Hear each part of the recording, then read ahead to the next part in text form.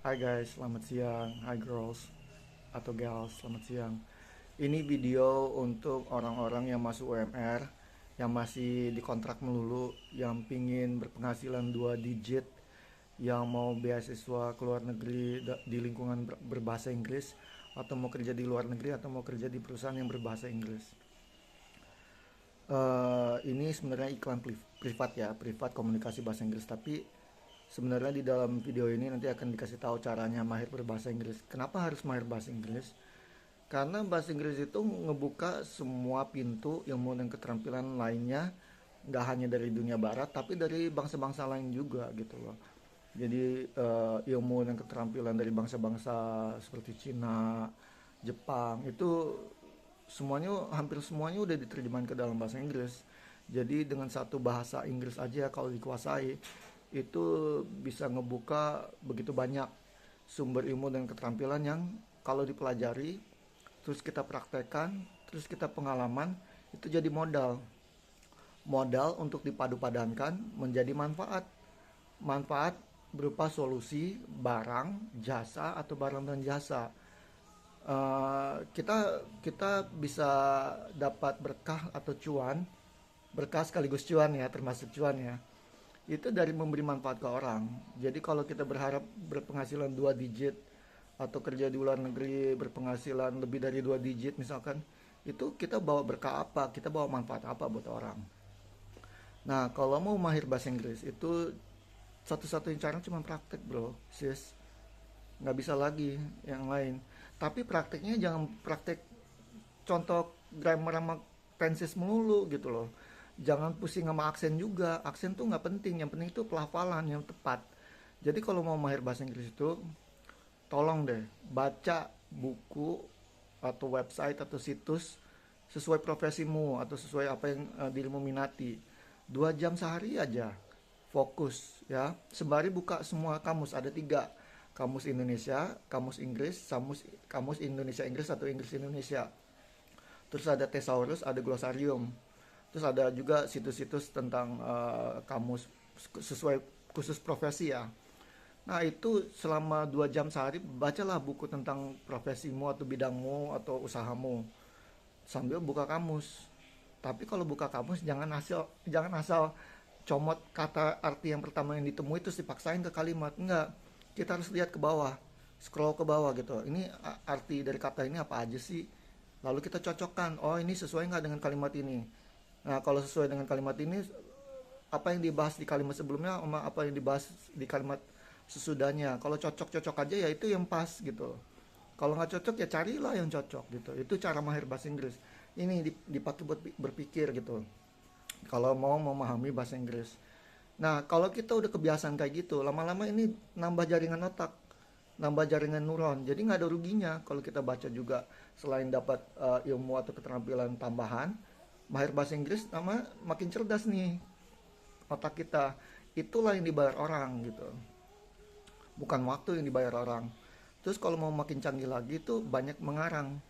Mengarang itu penting buat dialog antara pikiran, hati sama jiwa. Kalau itu biasa dialog ya, biasa dialog itu kita lebih mampu mengekspresikan diri dengan lebih baik. Kalau kita udah mampu mengekspresikan diri dengan lebih baik, berarti kan kita paham sama diri sendiri. Nah, ketika kita berhadapan sama orang, kita udah tahu nih kita siapa gitu. Jadi kita gampang ngobrol, gampang nego gitu. Kita udah tahu batas minimum sama maksimum kita masing-masing dalam setiap situasi gitu. Terus apa lagi ya, selain nulis, ngobrol. Ngobrol lah dengan orang-orang yang lebih bagus bahasa Inggrisnya. Jangan orang-orang yang yang jualan ini apa? Jualan aksen. Buat apa? Jualan aksen terus udah gitu jualan contoh kalimat. Buat apa? Mendingan itu langsung aja sama orang-orang yang berkualitas gitu. Carilah di TikTok gitu. Jangan ketemu orang yang di TikTok terus mereka suka ngerendahin orang, suka ngetawain orang, suka nyari kesalahan orang. Tinggalin aja, cari yang bagus gitu. Terus apa lagi ya? Kalau perlu mempercepat, belajarlah sama guru yang berkualitas gitu loh. Guru yang tidak hanya berprofesi sebagai guru gitu. Jadi carilah guru yang memang berpengalaman, misalkan dia memang penerjemah lepas profesional, terus dia interpreter atau penerjemah lisan profesional, terus dia pakai juga buat wirausaha. Itulah guru yang memang benar-benar memanfaatkan bahasa Inggrisnya sebagai alat komunikasi, nggak hanya jadi guru doang gitu. Nah, carilah guru yang seperti itu. Dan biasa itu nggak mungkin 29.000 per bulan, nggak mungkin. Yang guru 29.000 per bulan itu pasti nyari 200 murid per bulan, kalau nggak 400 murid per bulan, karena dia dia sama kayak orang lain. Orang lain juga pengen penghasilan 2 digit kan. Jadi kalau misalkan kita bayar 29.000 per bulan tuh dapatnya apa? Sedangkan dia itu punya 200 murid lain yang mesti diurus gitu. Mendingan cari guru yang minta 2 juta sebulan atau 5 juta sebulan, karena dengan 5 juta sebulan aja dia udah UMR, dia bisa fokus sama dirimu aja, dia nggak usah pusing gitu kan. Kalau dia mau, apalagi kalau dia dapat 2 murid yang bayar 5 juta sebulan, jadi 10 juta, ya nggak boleh ngiri, nggak boleh merasa rugi, karena itulah energi yang dirimu tanam 5 juta, ya hasilnya apa gitu, dapatnya apa, itu yang harus dinego sama gurunya. Terus udah gitu 5 juta itu ditanam ke diri sendiri, ya bagus, karena uang itu cuman energi. Uang itu bisa dipakai buat makan, buat jajan cemilan, buat usaha, buat investasi di sini, buat beli gerobak, terserah sekarang.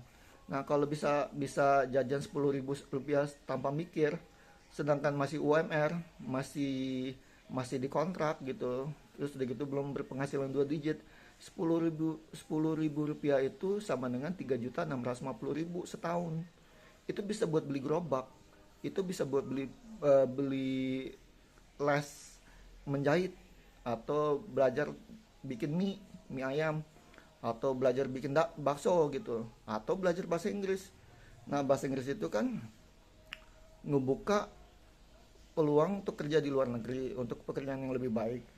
Jadi kalau bisa jajan 10.000 sehari, tolong ditahan dulu aja gitu loh, pakai buat diri sendiri. Nggak usah privat sama gue, nggak apa-apa, soalnya banyak juga yang lebih bagus gitu mungkin, atau nggak tahu gue. Cuman kalau privat gue itu ya fokusnya pada pelafalan, pada intonasi, pada pemahaman, pada keterampilan menulis, pada keterampilan berbicara. Maksudnya dalam hal bertanya yang tepat sama menjawab secara efisien. Contoh bertanya yang tepat ya ntar gue ajarin. Contoh tanya yang efisiennya ntar gue ajarin gitu. Privat gue itu biayanya 5 juta, boleh nego jumlah sesi, tapi yang gue tawarin tuh 5 juta tuh 20 sesi 1,5 jam. 1,5 jam udah dapat reading, listening, comprehension, writing, sama apa ya, sama conversation ya kalau nggak salah. Reading, listening, and comprehension, writing and conversation, ya betul. Dan gue nggak ngasih sertifikat, gue ngasihnya praktek, karena gue nggak nerbitin sertifikat. Terus udah gitu biasanya sih di sesi ke-8 murid-murid gue udah bisa mandiri lah, memperbaiki diri sendiri, sama insya Allah dia nggak perlu guru lagi gitu, atau nggak perlu les satu privat lagi, karena dia bisa konsultasi sama gue langsung setelah privat gitu. Cuman catatannya, setelah privat tolong dipakai terus, latihan terus, karena percuma udah bayar 5 juta nggak dipakai gitu, sayang. Dan mahir bahasa Inggris itu butuh waktu, tapi jangan juga 6 tahun belajar buku grammar sama tenses melulu. Langsung aja dipraktekin ya gitu, dipraktekin sesuai bidangmu. So good luck ya guys. Kalau mau ngubungin gue silakan ya di nomor WhatsApp yang ada di info video ini. Terus udah gitu good luck, sama boleh nego, boleh bayar sesuai kemampuan. Kalau mampunya 2 juta karena UMR silakan, karena energinya itu aku anggap 100%. Energinya itu 100% karena bayar 2 juta dari UMR, itu kan gede gitu. Kalau udah di atas 4,5 juta harap bayar 5 juta. Karena kalau dirimu pingin penghasilan 2 digit, ya aku juga dong pingin. Emang guru nggak berhak dapat penghasilan 2 digit? Oke? Thank you guys. Itu fair aja kan? Fair dong. Assalamualaikum.